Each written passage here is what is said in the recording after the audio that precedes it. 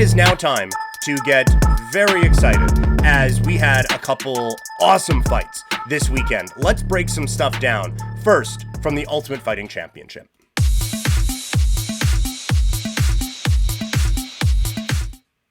UFC 311 went down on Saturday from the Intuit Dome in Los Angeles, California. Again, our thoughts are with everyone dealing with everything that they are out in Los Angeles. In the main event, Islam Makhachev with a resounding victory over Renato Moicano. A submission win in the first round gets the job done, fighting Moicano on about 30 hours notice. A very interesting weekend culminating not in the most climactic of finishes. It was the pound for pound best fighter in the world going out and getting the, sorry, I'm all choked up about it. Going out and getting the job done. And that's really all Makhachev could do, right? He was in a bit of a no-win situation where there was going to be, that this was either going to be one of the great upsets of all time, or he was going to go out and do what he was supposed to do. And he went out and did what he was supposed to do. There isn't a whole lot you can really, I think, take away from this performance. It's the stand-up still, I think, needs the slightest bit of work. He got popped a couple of times before he gets that takedown, but he gets the takedown. It is smothering, not even ground and pound, just smothering ground control. And then Moicano did what we said he needed to do. He needed to make it be a little bit chaotic in a grappling sense. And so he creates a bit of a scramble. The problem is Makhachev saw a neck and pounced on it, and he locked in that choke tight. And so that, I think, is the big takeaway here for Makhachev, is we know the wrestling is like just smothering. And we know submission-wise that the guy's got a pretty deep bag. And he really latched onto that choke, I think, really quickly. Created the scramble and was able to really lock that thing in. And I was really impressed by that. Like, just, it's a scramble, it's a bit of a chaotic situation, there's a neck, boom. Like, it was so quick and so strong and so tight. The technical acumen that you need to pull something off like that, chef's kiss, 10 out of 10, no notes. Brilliance, absolute brilliance from Islam Makhachev. And from Moicano, like, he gave him a couple problems on the feet, pop. One time he slipped, but he still landed pretty well in the stand-up there, and I think accounted for himself pretty well. It does kind of show he's not on the championship level, and I think he kind of came to that realization, and I don't know if a full training camp was going to change the outcome here. And so at 35, you do a little bit of soul-searching now, of like, okay, that was not close. He wasn't training for me at all, and he still kind of knew what to do. So I have a lot that I need to adjust to, and maybe another level that I need to find, which is very difficult to do in the lighter weight classes at 35 years old. But still, for Moicano, bravo to him for taking this fight and for doing exactly what he needed to do. Just wasn't quite at the level that he needed to do it at. Then we get into a spectacular fight in the Bantamweight Championship bout as Merab Dvalishvili holds on by unanimous decision to retain the Bantamweight Championship of the world with a victory over Umar Nurmagomedov. This was a star-making night for Merab Dvalishvili as the Bantamweight champion. We said coming in, it is very weird to have a champion come in as an underdog, coming off of his first title loss over a notable name, and have us saying, yeah, he's kind of got a rebound from that win that he had. It wasn't a exciting fight at all against Sean O'Malley, and this was the opposite. He was in this guy's face the whole time and putting the pressure on. And by the end of the night, you had a crowd cheering for takedowns. In the year of our gods, 2025, you know how hard it is to get people to cheer for takedowns in this sport? But the people were so behind him that he gets a takedown and the place erupts. It was like GSP getting a takedown in Montreal. On that note, Merab passes GSP for most takedowns in the history of the UFC with, he spammed that takedown attempt button and didn't finish all of them, but he forced Umar to defend them so often. And that was the big thing, is that Merab, he actually had more success landing on the feet than he did in landing any takedowns. It was a constant offensive attack, and it really shifted in the last minute and a half of the second round. Umar won the first, in my opinion. Close round, but he lands a big shot late in the round that ends up, I think, sealing it. And then in the second round, Umar is in control again, but they get back to the feet, and there was something that was said in the Longo Serra corner with Merab in between rounds where they said, you need to get on the front foot and go. He is not hitting you as hard or as much when you are pressuring him, and on the attack, you need to be the one dictating the pace. And the second he got up from that takedown, he was the one dictating the pace. He was pushing the whole time, and Umar didn't have a response for it. He tried. Like, it's not like Umar got shut out here or anything like that, but down 2-0 with his championship on the line against an undefeated cousin of a prodigy, he goes out and shuts the dude out in rounds 3, 4, and 5 to retain his championship in an unbelievable performance. It's like I said, it's a star-making night for Merab. What he was able to do on the feet, it wasn't the prettiest, but he's able to get inside quickly with his hands and then either go for a takedown or continue to work the boxing style. But the thing that I really liked about him was that he was able, a lot of times we'll talk about landing on exit. And I feel like that is an easy way to just steal a couple of really good punches and keep kind of the momentum on your side. And because if you are exiting from something, you have either attempted a takedown and failed, or the other guy has dictated where the fight is going, other guy or girl. In this case, guy. The other guy has dictated where the fight is going by engaging with you in some way. So either way, it is not a win for you. And so if you can just land a nice little pop, a lot of guys aren't defending as they're breaking out of that, right? Like, that is a time where the hands are down and you're just kind of resetting. So it's a almost free chance to get a couple of good pops in and also kind of shift that momentum back in your way. Merab did that brilliantly. There was not one exchange that he didn't leave it having landed a couple ones. The thing that I really liked about him is that he had such confidence in his takedown defense that he would land as Nurmagomedov was coming in for a takedown. Umar would enter in for a takedown, and instead of like trying to pummel under and get the get those underhooks and start defending the takedown that way, he just lands like punching down like little pop or a couple of hooks there to land that, and then he goes into phenomenal elite level takedown defense. Umar can't get the takedown, pop again. And he was really, really excellent at doing that. And just everything he did made him more popular. It is the exact performance he needed coming out of the Sean O'Malley fight. For Umar, I think a tactical error was made. And I want to stress very clearly that I am at no point ever going to suggest that I know more about MMA than anyone in the Nurmagomedov family. Khabib's his head coach and is showed that he is one of the great coaches, coming off of one of the great careers anyone has ever had in the history of combat sports. So I am not in any way saying, well, I know better than these guys. It is just a thing they did that I disagree with, which, I mean, got a podcast. That's what I do. Tell you what I'm disagreeing with. At the end of the second round, Merab has just started to push the pace a little bit. They go to the corner and say, enough with the stand-up stuff. It's time to wrestle him now. It is time to grind him out, and it is time to do that. And I think I don't want to say arrogance. I'll just say confidence. You hear Nurmagomedov, and what do you think? You think Khabib taking down everyone, slamming them down, and grinding it out. And I would assume that would be kind of the coaching style, right? Like, he's coaching Makhachev, and that's what they do. But Umar is a bit of a different animal in that his stand-up is, I think, more advanced than Khabib's ever was, and certainly than Makhachev's is. And it felt like the way that he was going to win that fight was actually to keep this fight standing and to get it that way. But I think they really believed that they had the better wrestler who had more cardio. And they're up 2-0, so let's start to wear on this guy now and just grind him down, and we're going to be able to get out of here and break him. And they never did. And that's where I think it really shifted, because they're trying now, focusing on the takedowns. Merab is doing a great job of landing on entry and exit, and that is allowing him to build momentum, and he's stopping every takedown. He had elite level takedown defense, and so Umar is wasting all this energy trying to get the takedowns, getting blitzed at least 4 times in and out, and is starting to lose stamina, and he's starting to lose the fight. And now Merab's pushing forward, and Umar, instead of sticking what was a pretty good jab out and slowing things down, he's seeing this forward pressure. All right, I'm going to try to catch him off balance and go for the takedown.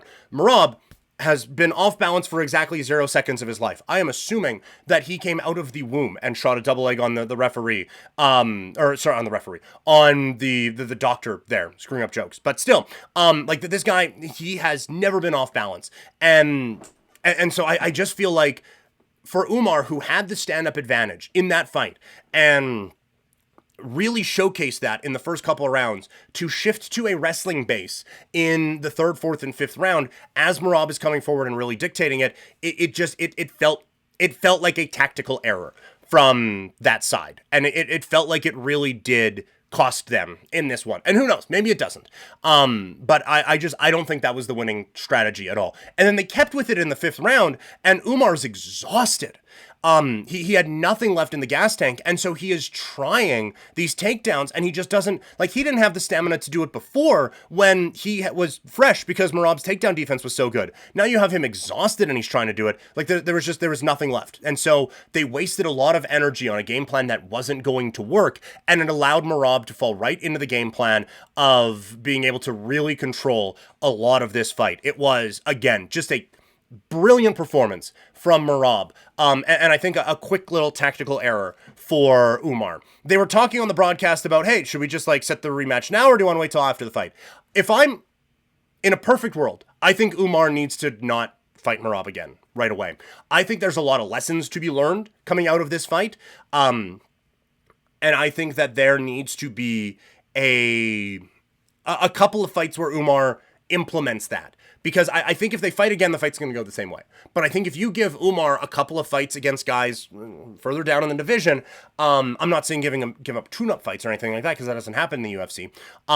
But if you give him a couple of fights against still high-level fighters to implement some of the stuff that he learned, I think that there is an ability to grow there. Because I think there is another level that Umar can get to. But this is the first time he's experiencing the championship rounds, really. It's so clearly a gigantic jump up in competition for him. And that really, it just like, he hasn't fought this many high level fighters. My last note in this one is that this fight was the difference between a great fighter and a champion. And that I think set back Umar a little bit. That he just was not on that championship level and has just not fought enough high level guys. This is now an opportunity for him to learn, put in those lessons against a couple of other fighters, and then come back and face Merab or whoever else is champion at the time and be able to implement them that way. So I would cool it a little bit on the immediate rematch stuff here with Umar Nurmagomedov. But still, a couple of very fun fights at the top of UFC 311. One of those included the pound-for-pound king in the UFC. Boxing's pound-for-pound king is back this weekend as Naoya Inoue steps back into the squared circle once again to defend his pound-for-pound crown, along with a bunch of other belts that he has. What's on the line this weekend? Let's talk about it.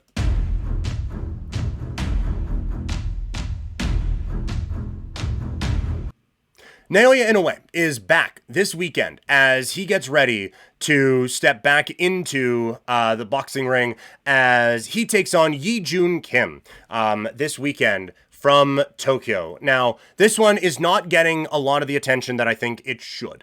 I will say, if there is going to be a banana peel that Naoya Inoue slips on, I do not believe it is going to be Ye Joon Kim in this particular case. By the way, it is for Inoue's undisputed junior featherweight championship. Kim is taking this on relatively short notice. And so, like, for Kim, we can get the early storyline point out of the way here very, very quickly. It is a chance to shock the world and beat a knockout artist who has been just on an unbelievable tear and is the pound-for-pound king, in some people's eyes anyway, in the sport of boxing. So for Kim, storyline is simple. It's the biggest fight of your life, my guy. Best of luck. Give it what you got. Let's see. For Inoue, it's a new opponent. It's still fighting in Japan. And so the big question for me in every Inoue fight is, can he stay undefeated? The answer probably is yes. I don't think there's anything more spectacularly he can do to get more people's attention while fighting in Japan. I think that, and look, maybe his motivations now at 31 aren't, let's go out and be the pay-per-view king of the world. Maybe his motivations are just, I want to be the best fighter I can be in fighting in Japan. And that's fine. I've been to Japan once, love the place. I would never want to leave if I lived there. So I can understand not wanting to fight at Madison Square Garden or the MGM Grand Garden Arena or T-Mobile or Intuit Dome or wherever.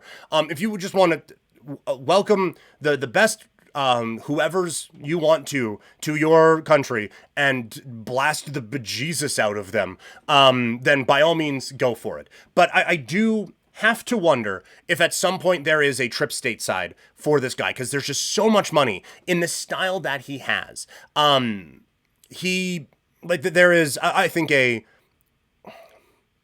generalization of the Japanese fighter that just has the calm, quiet demeanor, whatever. But this guy, there's a swagger to him in that ring, and there is a power that he can bring that is really unmatched in the lower weight classes. And so when you have the speed of a low weight class with the power that this guy possesses, I just don't know how that's not big box office. The one thing is that he is a small fellow, and he's already moved up a ton of weight classes, which is why I have him as a pound for pound number one. He's unified belts all along the way. It's not against the best, like the biggest names, but it's against the best competition those divisions have to offer. The problem is he has to get up another couple to get into where you're starting to recognize the names a little bit. So for Inoue, it is get through this fight, not just get through. Like, I'm hoping he's taking this fight more seriously than I'm taking it for him, but pick up another spectacular win in this fight, and now let's start to push into the North American market. I don't even know if this is televised out here this weekend, but let's push into that. Let's start to really set a tone and really start to establish that this is one of these stars of the sport. And honestly, if you are the sport of boxing, like if I'm Turki Al-Sheikh, I'm wanting that guy to come over and throw knockout punches on my Riyadh season cards. If I'm ESPN and Top Rank, I want this guy fighting on shows like Madison Square Garden Friday night. Let's put him on. If I'm DAZN, if I'm Eddie Hearn, I want this guy at Wembley knocking people out. Like there's so much potential in this guy that is currently untapped. So I think the big talking point here this week is, can we get this guy some attention, and can we get this guy to really break through the mainstream, because he has the talent to be able to do so. From an in-ring standpoint, it's can he stay undefeated while he continues to fight a couple weight classes above what would probably naturally be his what his figure would hold. But again, one of the best boxers in the world is fighting this weekend, and I think we should all be very excited about it. Let's move into the world of professional wrestling. It is a big week for the WWE as they get ready for Saturday night's main event. We will talk about the early stories with that. We will get ready for Monday Night Raw. But first, we got to talk about what happened on Friday on SmackDown. The WWE heads toward NBC once again with Saturday night's main event this weekend. The second to last stop for SmackDown was in San Diego. And I will say, we heavily criticized SmackDown a week ago. This was significantly better. This was, I think, a gigantic upgrade for SmackDown. The pacing felt incredibly better. This felt like it was supposed to be a 3-hour show. Last week felt like it was a 1-hour main event that they tried to stretch over 3, which was not good. Not how you're supposed to build up a show. So, the pacing of it felt a lot better. We start the show, Rey Mysterio comes out talking about the Rumble. I love the seriousness that we're talking about the Rumble with this year. And maybe this is just a perception thing because we know who was running it before, and it's just when things are going well, you look for the positives in it. But it just felt like so much talent this year, or it feels like so much talent this year, is putting a seriousness on the Rumble. And before, it almost became a joke, like R-Truth saying, I'm going to go win the Royal Rumble. And there'd be other guys like, I'm going to win the Rumble. And it's just kind of because they have to, because, I just want you to know the Royal Rumble is happening. But now, there are guys making legitimate cases, and no, I'm going to challenge him, and I'm going to do this, and I'm going to do this. And then Rey Mysterio, and it's a Rey Mysterio Kevin Owens thing, and it's only for one night probably, but it's setting up I'm going to win the Royal Rumble, or you could win the Royal Rumble, I'm going to be the champion, we should wrestle at WrestleMania. It feels like there's a bit more legitimacy and a little bit more seriousness being put on winning the Rumble this year, and there's so much talent in it. This could be probably the deepest Royal Rumble in the history of the event. There's so much great talent going to be put into this one. I don't think we're going to have any of those lulls in the middle of it where it's, oh, hey, look, it's Titus O'Neil. I don't know why Titus is getting caught in this, but you know what I mean? Like this one, it's going to be star, star, star, star, star. And another part of it is it's going to be story, story, story, story, story. There's so many different webs going on in WWE right now that I think that this Royal Rumble is going to be a lot of fun to see how it all plays out. Get a good promo with Bayley as well. They do a bit of a walk and talk with her and Byron there. And that, like, again, it's not something that would happen in a past era because we're looking back at Royal Rumble last year, and we're looking back at WrestleMania, and we're looking back at her losing, and this kind of build up to it, instead of like the whole Vince McMahon, like, yeah, they don't even remember 2 weeks ago, pal. This is the history of it. This is why this is so important to her. This is the journey that she has been on, the growth that she has had as a character. This is why tonight is so important. And we'll talk about this a little bit later again, but they did a great job of making this feel like a big time main event. Then we get a women's tag team match. It's Bianca and Naomi taking on Nia Jax and Candice LeRae. It was what it was. You get a point at one point where Nia goes for a leg drop. She misses one and ends up figuratively and literally squishing Candice LeRae. And then the good guys get the win. And any teasing of dissension or anything like that goes away very, very quickly with Naomi and Bianca. But it's supposed to always be there in the back of our head as we are continuing on down this path. But it does still kind of seem like Jade is going to be out for a while still.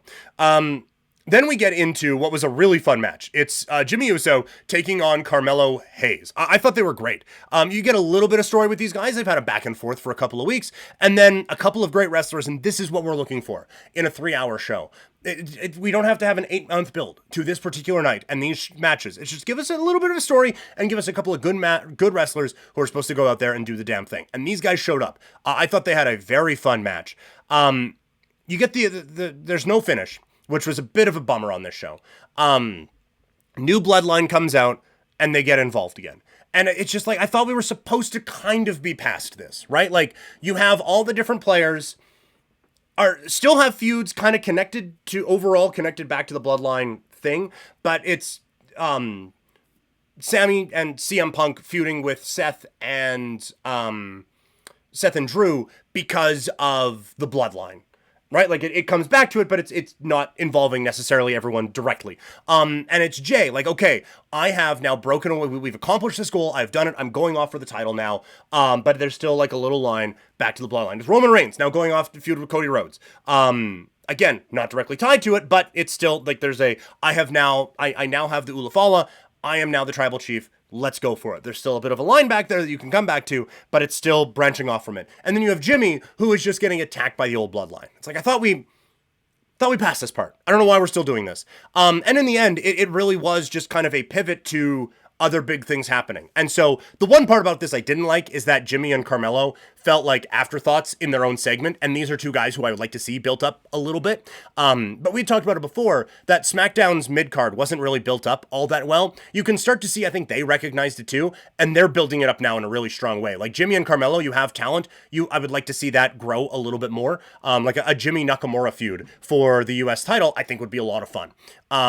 Carmelo probably need a little bit of a referendum on him going for the U.S. title, but like there's some solid guys in the mid card now, and then with Jacob Fatu and all of them, like it feels like you're building things up. But Bloodline comes out, they do the attack, they run and hit Jimmy with the butt a couple of times, and then LA Knight comes down, but he's getting beat down a little bit, and Braun Strowman comes out, and now he's got a thing with the Bloodline, and the people go nuts for Braun against Jacob Fatu, who, I missed it in this recap, cuts a really good promo, saying like, look, I'm just getting started.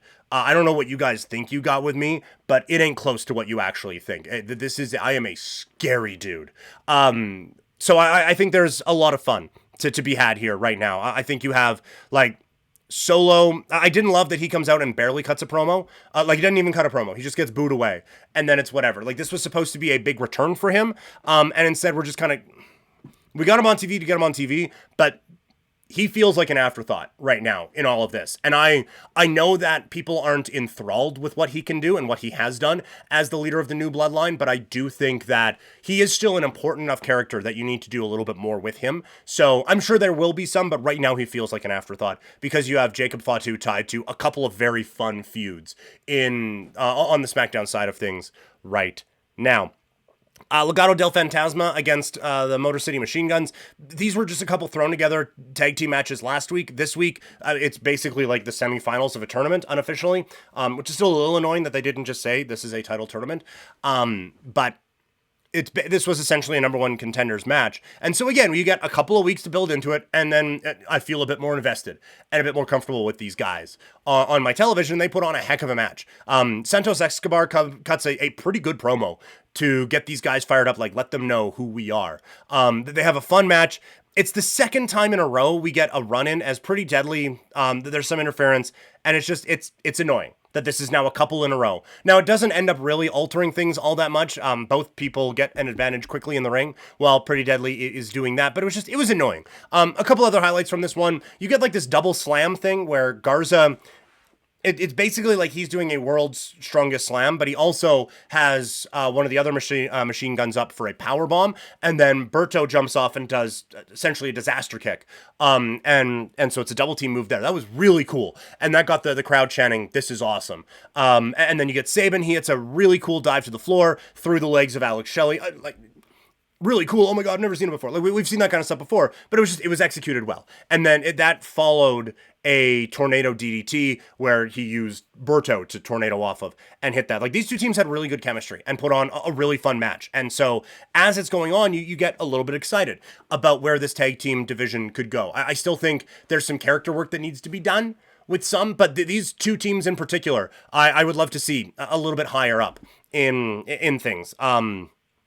This felt like Motor City Machine Guns do get the win eventually, so they're going to go for the tag team titles. That feels like the feud right now, but I want to see more from Legado del Fantasma. I think they have just scratched the surface with what Santos Escobar can be, and I think that there is a real spot for this tag team right now in the SmackDown tag team division. Then we get Piper Niven and B-Fab. This is the type of spotlight, again, we want in 3 hours. And in the women's division, there has been too few feuds in the women's division where there haven't, like, they're not building up anything outside of the championships right now.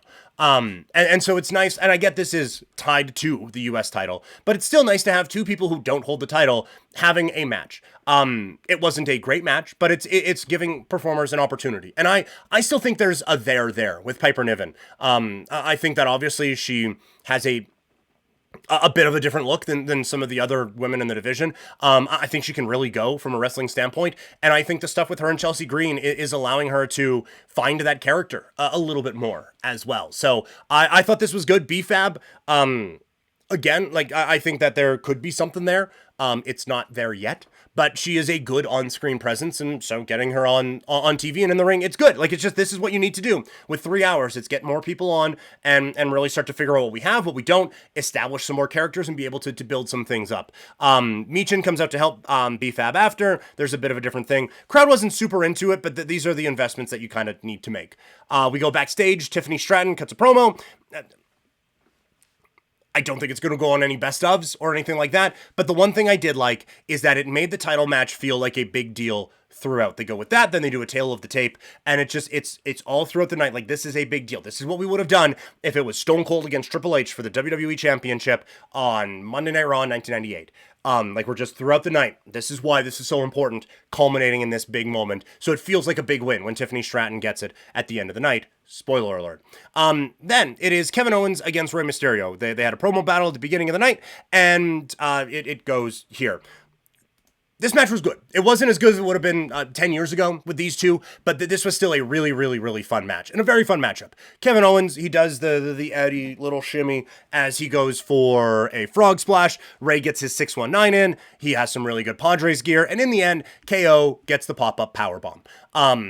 He goes for a package pile driver once the match is done, and it kind of baits Cody to come out, and now you get a brawl and a pull apart. And I think they've done a great job of making this feel like a blood feud. And this has been the best feud of Cody's title run by a bunch. Cody's been great, but none of the feuds have been believable. And I don't know if this one is either, but like, KO just brings the feud out so well. I feel like he really is almost taken for granted, because he could lose here and it not matter. Right, and so he's kind of in that point where loss doesn't matter for him, so let's let him get someone else over. And it's like, man, if you could run with this guy for a bit. Like, I almost feel like you could talk yourself into him winning at the Royal Rumble. Like, here is a scenario that I have just kind of drawn up here. Obviously, like, the big direction for Mania is Cody against someone bloodline related, right? Like Cody against Roman, Cody against Rock, Cody, like one of those things. It feels like it's supposed to be kind of the direction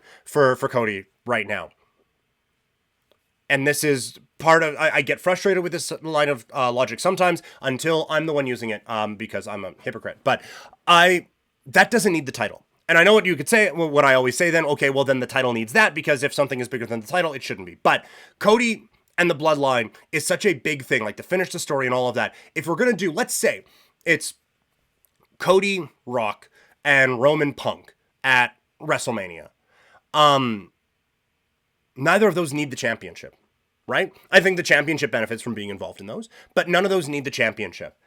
Kevin Owens, again, painting this scenario, Kevin Owens wins the ladder match at the Royal Rumble. He has beat the Golden Boy and is now on his way to the show of shows, WrestleMania, as the champion to take on the winner of the Royal Rumble, Sami Zayn. Or, not even that, if you don't want him winning the Rumble, if whoever wins the Rumble over there, they're doing that. Sami wins Elimination Chamber in Toronto. And now he is setting himself up to face Kevin Owens at WrestleMania. And it is these two guys who have been locked forever. They've had WrestleMania matches with each other and against each other. They have had amazing moments, and now they are fighting for the ultimate prize on the ultimate night. And you have Kevin Owens, who is this ultimate heel. Sami Zayn, ultimate babyface. I feel like there is something you could really tell with that, but I do think we are at a point with them where it can't just be another match. I think it can't even be a Intercontinental title match. It has to have, I think, the world title attached to it. And I think that would be an unbelievable story that you could tell. So I think that there's a lot of fun that you could have with that. Is it likely? Probably not. But I think there's a way you could go about it that could be very, very interesting. We find out that Shawn Michaels is going to be at the contract signing for Saturday night's main event because it's in Texas. And then Charlotte Flair, we get a vignette. Fun time for her to come back. It does feel like they need a little bit more star power on the SmackDown women's side, and she certainly is oozing with that. Then we get to the main event. It is the women's title. Tiffany Stratton defending against Bayley. This was a pretty good match. Like, it really picks up at the end. You get a lot of very big moments. They both worked really, really hard. And then, like, Stratton hits a swanton for 2. Eventually, she gets the prettiest moonsault ever, and that is a wrap. I thought this was a good match. I don't know if it really met the standard of the big thing that they were building, but I thought this was a very good match for these two to have, and I thought they put on a good show. I think it's interesting that they incorporated Roxy Perez and her NXT feud in here with Bayley. You like to see that sort of integration into things, and I think makes an obvious, like, there's something that's going to happen with that in NXT, and now Roxy comes up to the main roster and has a ready-made storyline with that. So I think that's fun. They went really hard on it's really Tiffy time after, like, the Tessitore was trying to get across that this was like the star-making, big legitimizing win for Tiffany Stratton. I don't know if it reached that level of a match. It was a really, really good match, but I don't know if this was the, like, okay, now she is a main eventer type of a match. Like I said, I think she will be. I think she's great. They're really rounding this character out and trying to. They still have some things they need to figure out with her, but she's awesome. And I think we'll continue to grow. Overall, much better show than we had last week. Significantly better show than we had last week. The pacing was a whole lot better. It actually felt like it was supposed to be 3 hours. You advanced some things toward the Rumble and a little bit towards Saturday night's main event. It still feels like Raw is much more can't miss than SmackDown is right now. Like, I'm not going to be able to watch Raw live tonight, and I feel like I'm going to need to scramble either when I get home from work tonight or like first thing tomorrow morning to watch it, to just know what happened. SmackDown, I waited till today to watch it. You still want to watch it, but it's just not as must-see. I don't think. It's just not the shiny toy that Netflix is right now. So now that is leading into a big week for the WWE, as it's Saturday night's main event for the second time again on NBC from San Antone. Let's get a quick look ahead at what we can expect for Saturday night's main event. The 80s nostalgia will be strong again from San Antonio, Texas, as Saturday night's main event comes to you from the Lone Star State. Last time the WWE title was on the line, this time it's the World Heavyweight Championship, with Gunther taking on Jey Uso. So a couple of things looking forward to in this one as we kind of build ahead. Gunther and Jey, this has been a great feud to really reestablish Gunther as a heel. I'm saying feud. It was a week, but it's just Gunther is that good that he just does one thing and it's like, yep, asshole again. Great. Love to see that. Like he is that good at this thing that he can just like, boom, turn that thing around and people hate him. Like he's so good at that. And so this is, I think, again, the ratings weren't super strong last time. And this one doesn't feel like it's been built up as much. We'll see about it this week, but this is because Gunther felt like an afterthought. Like he did defend the title in the last one, but it was part of a three-way and was part of a bigger story that didn't super involve him.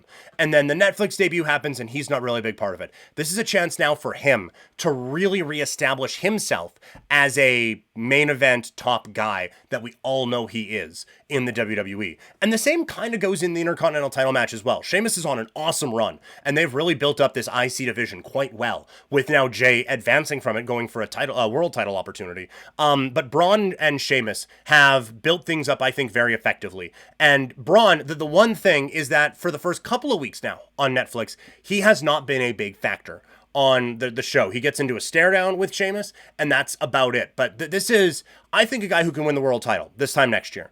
And so I want him to get a little bit more involved. So again, it's a good spotlight for him to get that kind of an opportunity. Over on the SmackDown side, talked about it in the SmackDown recap, Braun Strowman, Jacob Fatu. The people got really excited for it. And this feels like the type of a match that we don't get it a lot anymore, because no one's like calling up their friends like, oh my god, did you know wrestling is on NBC? Look at this match. But it's a match that can get Twitter going, or X, or Blue Sky, or Threads, or whatever social media platform that you are on.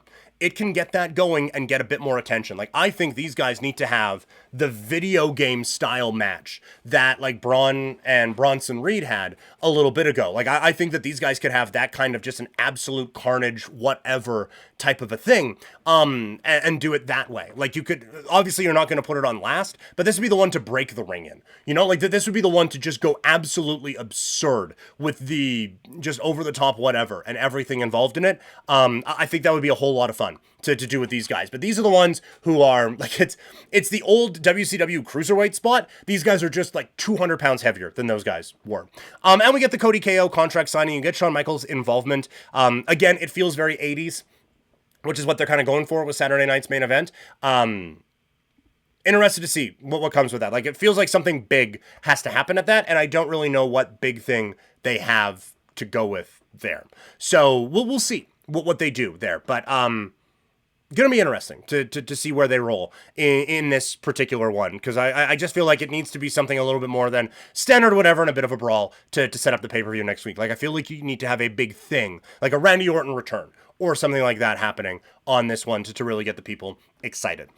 But that's coming up on Saturday. What about tonight? As a Monday Night Raw, it's the go-home to Saturday night's main event, and a few things to set in place. Let's talk about it.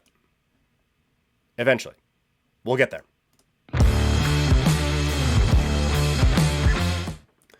It is the last chance to impress before Saturday night's main event, and just 2 more Raws until the Royal Rumble. So what can we expect from the flagship show on Netflix tonight? Big matches that are scheduled. We have Seth against Drew. Again, it's a bit of a clunky one because both guys right now are leaning leaning heel. We just did Seth against Punk, where obviously like Seth was still kind of leaning heel, but we still kind of liked him a little bit. Now where does this kind of go? Like, it feels like these guys are setting up for some kind of like a alliance. And as a like Shawn and Diesel type of a team, that would be a lot of fun. And be an interesting thing if they could pull it off. But like it feels like Raw has built things up right now where they have a bunch of different guys that you could put in that if it's the main event, it's like, this feels like a big match. Like this, this was a main event, or not a main event, but this was a Mania feud last year, and now we just get to have it on Raw. Like they've done a good job of building up these main events here on Monday Night Raw and building up this main event picture on Monday Night Raw. But interested to see the crowd reaction to this one. Like it feels like this could be a heavy on story type of an angle with a couple of weeks to go until the Rumble. Jay and Gunther, we need to get a big setup tonight. We need to get Saturday night's main event feeling like a bit of a bigger deal. Need to get Gunther feeling like a bit of a bigger deal, and really start to push it that way. Watching the NBC football broadcast this week, I like in Canada, and specifically watching it through like on the NBC broadcast on CTV. So they would probably not want to be advertising a whole lot of WWE when they have AEW. But I didn't really notice much in terms of Saturday night's main event promotion on the broadcast. So I think they really need to make this feel like a big thing and make this feel like a special type of a main event. And so I think that these guys have a bit of a ways to go to do that. Also, we get the New Day in action. Excited to see what a heel New Day entrance could look like. I think it would be fun if, I don't know. Part of me wants, I think it would be fun if they now sarcastically did the old stuff that they used to do, or if it is just like a, Doink the Clown, Angry Clown theme song, and just type of a thing, and they're just entirely different from what they were. But either way, it's going to be fun to see them kind of get that rolling. Also curious what a JBL appearance in 2025 means. He has been going around to all these different indie shows, and there's some speculation that part of it is he's teamed up with a couple of guys in TNA, and now they have this deal. The NXT titles are going to be defended on Impact next week. There's this deal now that TNA and WWE they're a thing. So do we get a TNA invasion sort of a thing with JBL here this week? I'm curious. I know JBL, I don't know if I'd want to sit down and chat with a guy for 3 hours, but, well, maybe I would. He seems like an interesting cat. I just don't think we agree on a lot of things. But I feel like the wrestling god is a super underrated character in WWE lore. And so I think that there really needs to be, I think that this is a character that can have a bit of an impact, pardon the pun, on this TV show. I think him as a manager to Baron Corbin probably wasn't necessarily the way to go about it, but I think that there is a role for JBL in current day WWE for sure. We are also supposed to get Sami Zayn speaking, so very excited for that. But also I want to see the Penta follow up. There's nothing, as far as I know, scheduled, but this is a guy that I think you want to get people talking. You want to keep that one hot. We want to see the entrance again. We want to see the mask again. It can be a squash match. It doesn't need to be a 30-minute classic this time. But that is just a guy who just resonates through the TV. And with that personality, I think you want to get that out there a lot. So that's what I'm looking for Raw today. That is going to do it for the show. Thank you guys so much for hanging out. A marathon one again today, coming up on the 2-hour mark here on the stream. So thank you guys. If you are not watching this live, you can get these early with twitch.tv/primetimepk. Like I said, we recorded a couple podcasts on this one today and are now going to split them up in audio form and video form as well. Our next stream, the next time we're going to be coming at you here on Twitch is going to be tomorrow. We're going to do the Tuesday and Wednesday pod on twitch.tv/primetimepk coming up at 10 a.m. tomorrow. I promise it'll be 10 a.m. Been a little bit off on time-wise lately, but 10 a.m. is going to be it tomorrow, and then hoping to get another video game stream in with everything as well. You can also find me on Sportsnet 960 The Fan tonight. It is Sportsnet tonight. We're going to be talking a whole lot of what we talked about here with a couple of guests on the show, hopefully, as well today. So that is what is coming up. But for the rest of the week, got the video game streams on Tuesday and Wednesday. Might try to sneak one in on Thursday before I head off to Sportsnet today on Friday. And of course, all of it presented by Sea of Dead. Check out seaofdead403.ca for some great Calgary swag. And one more time, get that fuel over at swiftenergy.gg. Use the code PK Primetime for 25% off some of the drinks or all the drinks that they have over there. Thank you guys so much for hanging out and riding this one out with me today. And I'll talk to all of you tomorrow. Have a great rest of your day, everybody.